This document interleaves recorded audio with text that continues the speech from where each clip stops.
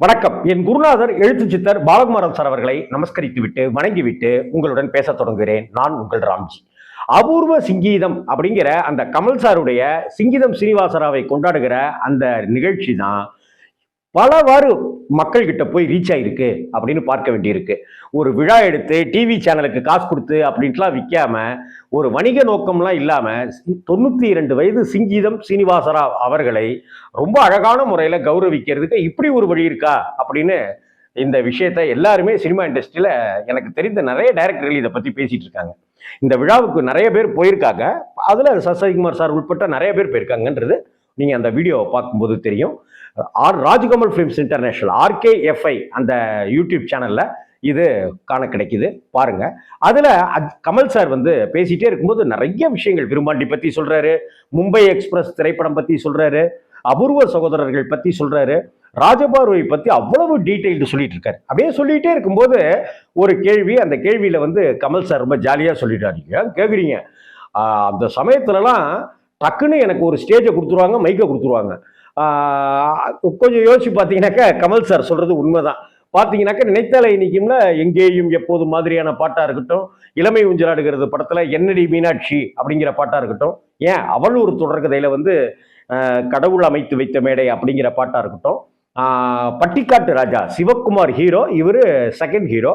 அந்த படத்துல உன்னை நான் பார்த்தது வெண்ணிலா மேடையில், இது மாதிரி கமல் சாருக்கு அந்த காலத்துல மைக்கை கொடுத்துருவாங்க, ஸ்டேஜை கொடுத்துருவாங்க அப்படின்னு கமல் சார் சொல்றாரு. அதை கிண்டலா நல்ல வேலைங்க அப்படின்னு ஒரே மாதிரியே ஸ்டேஜில் ஏறுறது, மைக்கை வச்சுட்டு பாடுறது அப்படின்னே கேரக்டர் கொடுத்துட்டு இருந்தாங்க. நான் வேற விஷயத்துக்கு நான் நகரவே முடியாம இருந்தேன், நான் தவிச்சிட்டு இருந்தேன்.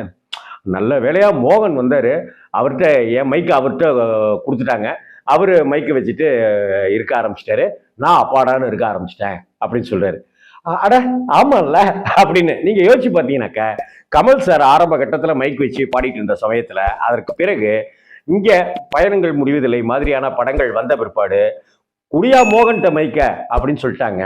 ஒரு பக்கம் இளையராஜா சாருடைய இசையில பாடல்கள் வர ஆரம்பிச்சுது. மதர்லாண்ட் பிக்சர்ஸ் கோவை தம்பி அப்படின்னு அப்படியே அந்த ரூட்டை பிடிச்சி பார்த்தீங்கன்னாக்க, உதயகீதம் அப்படி இப்படின்னு ஏகப்பட்ட படங்கள்ல மைக்கோட வர்றதை நம்ம பார்க்க முடியும்.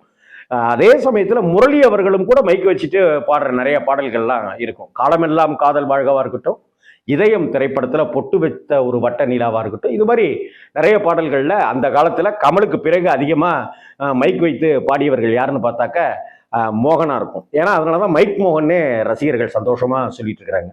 அதே போல முரளி அவர்களும் கூட அப்படி மைக் வைத்து பாடுறத தொடர்ந்து வழக்கமாகவே வைத்துக் கொண்டிருந்தார்.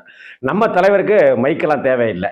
அவர் வந்து சும்மா பாடினாலே தெரிக்க விடுறது தான். யாரு அப்படின்னாக்க ராமராஜன். அவரும் ஒரு பாடகரா இருப்பாரு, ஆனா ஒரு தெம்மாங்கு பாட்டுக்காரரா, ஒரு வில்லு பாட்டுக்காரரா இருப்பாரு. ஆனா மைக்கு கொடுக்க மாட்டாங்க. அவர் பாட்டுக்கு கிராமத்துல வயக்காட்டுல அப்படியே பாடிட்டு இருப்பாரு பிரமாதமா. ஆக கமல் சார் வந்து ராஜ்கமல் ஃபிலிம்ஸ் இன்டர்நேஷனல் நடத்திய அபூர்வ சிங்கீதம் அப்படிங்கிற அந்த 92 வயது டைரக்டருக்கு, மனிதருக்கு ஒரு அட்டகாசமான விழா நடக்கும்போது, அந்த விழாவில் நிறைய கலந்துரையாடல் கான்வர்சேஷன் நடந்துகிட்டே இருந்துச்சு. அதில் தான் கமல் சார் இப்படி சொல்றாரு. மைக்கை கொடுத்துருவாங்க, ஸ்டேஜில் ஏற்றி விட்டுருவாங்க, வேற கேரக்டரே நான் நகர முடியாமல் இருந்த சமயத்தில் தான் மோகன்கிட்ட என் மைக்கை வாங்கி மோகன் கையில் அந்த மைக்கை கொடுத்துட்டாங்க அப்படின்னு சொன்னது. இந்த வீடியோவை நீங்கள் RKFIல பாருங்க. நீங்கள் அவ்வளவு சுவாரஸ்யமான தகவல்கள் கொட்டி கிடக்குது அதில். வணக்கம்.